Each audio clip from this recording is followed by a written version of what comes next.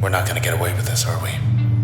Welcome folks to Narrative Quality, the show where we analyze and review the stories of video games.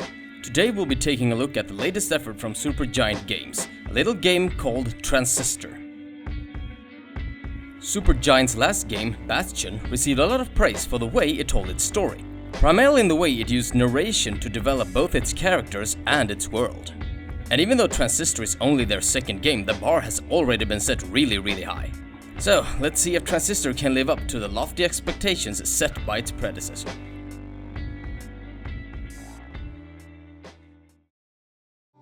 Transistor takes place in a futuristic metropolis known as Cloudbank. The story follows Red, one of the city's most popular and influential singers. She is also the wielder of a sword known as the Transistor. Red came to own the blade after a group known as the Camerata attempted to use it to assassinate her. The plot failed, however, as an acquaintance of Red stepped in and took the mortal blow instead of her. This man, whose identity remains unknown, is now somehow trapped within the Transistor.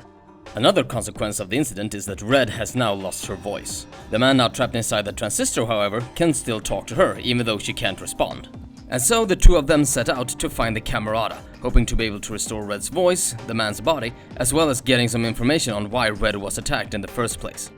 The members of the Camerata, however, are protected by an army of robots collectively known as the Process. As Red and the Transistor travel on, they see that parts of the city have been infected and taken over by the Process.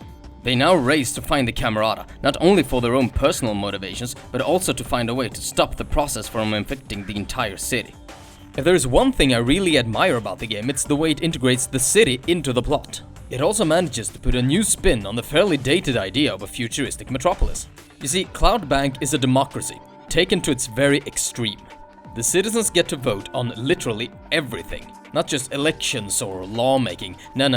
You get to vote on when seasons are to change, what color the sky is supposed to be, what weather it's gonna be tomorrow. In other words, the people are in complete control, and you can see the city being shaped by this. And this is also what triggers the Camerata to act. They seek to bring order and balance into a city that is constantly changing. As such, Cloudbank is an integral part of the plot, and I think it works really well. It should also be noted that the nature of the city, i.e. how interchangeable it is, opens the door to some very interesting interpretations and speculations as to what Cloudbank actually is. We might return to that issue later. Overall though, I'd say that the setting is interesting and well crafted, as well as beautifully presented. So what about the characters who inhabit this interesting world?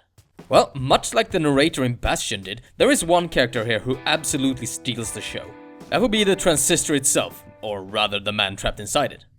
Come on, pull. There. Together again. Sort of. We'll figure something out. He serves as a commentator of sorts, giving voice to his thoughts and reactions to whatever occurs around him.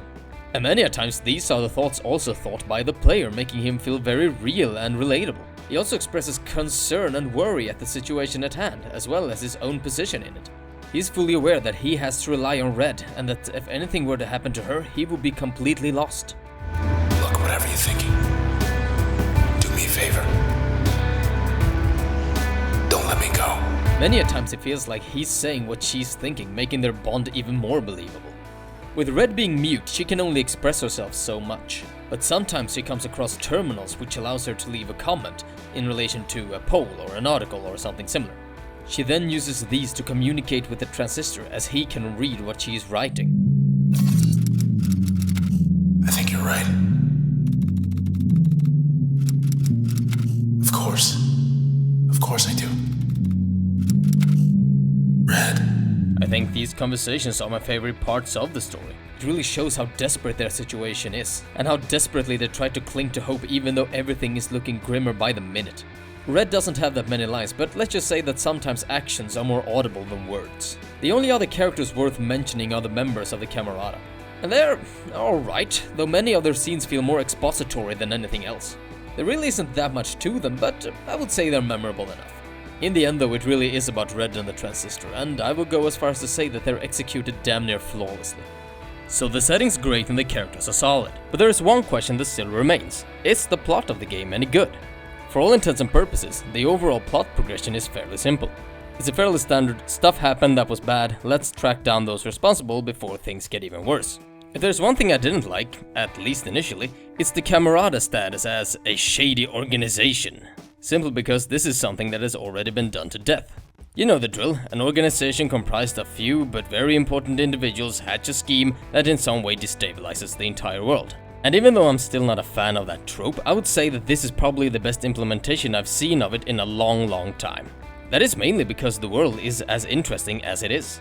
Which, in turn, makes the Camerata's motivations all the more intriguing. There are a few twists, and while I wouldn't call any of them mind-blowing, they do their part in moving the story forward and in keeping things interesting. One thing that I have to mention though is that parts of the story are kept intentionally vague. Some things flat out aren't explained, and you have to speculate and draw your own conclusions. I used to find this practice a bit annoying, but then I came into contact with Dark Souls and Demon Souls, and that kinda changed my opinion on the whole matter. Now I see a certain charm in trying to figure things out, as well as piecing together the clues that have been left by the developer.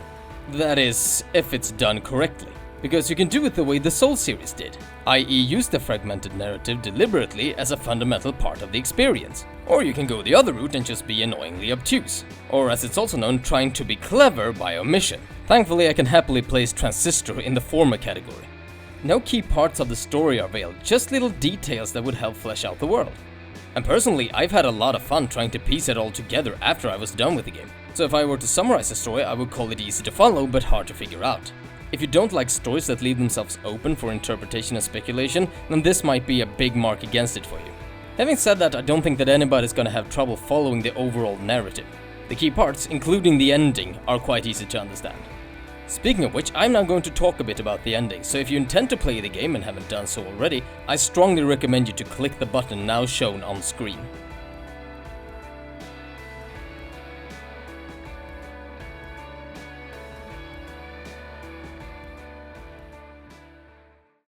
If I were to bring out one criticism about the final encounter, it is that Royce doesn't really feel that threatening.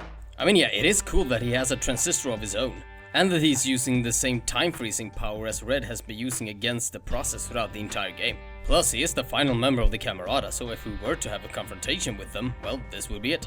Still, it just never really worked for me. I just wanted him out of the way so I could see what was gonna happen with Red and her lover. The fight's fun enough, and it's really cool to finally get to see what the world inside the transistor actually looks like. But Royce, he just felt a bit like a nuisance. Although it is really cool, as I said, to fight another transistor wielder.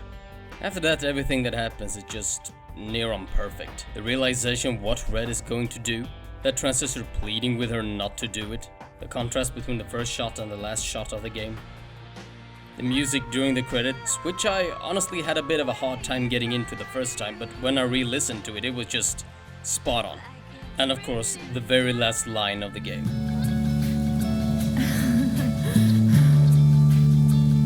Hi. Hey. It's a sad ending, sure, but I really think that it's quite fitting to the characters and the story that has been told. So in summary, fitting, gripping, and well executed. In other words, a great ending.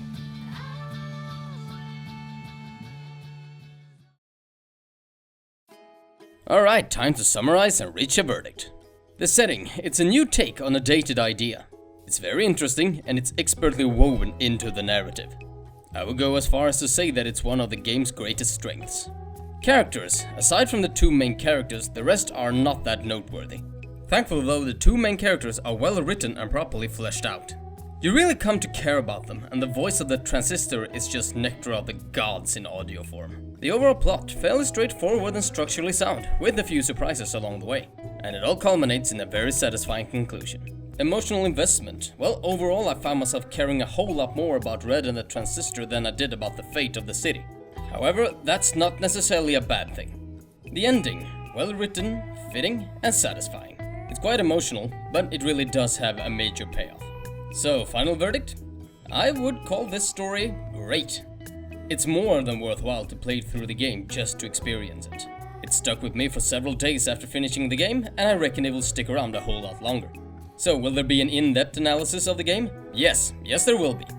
It probably won't be a multi-parter like The Last of Us, but there are several questions that I'd like to discuss, analyze, and speculate on. Like for example, is Cloud Bank a real city or is it a simulation? What was the Camerata's end goal?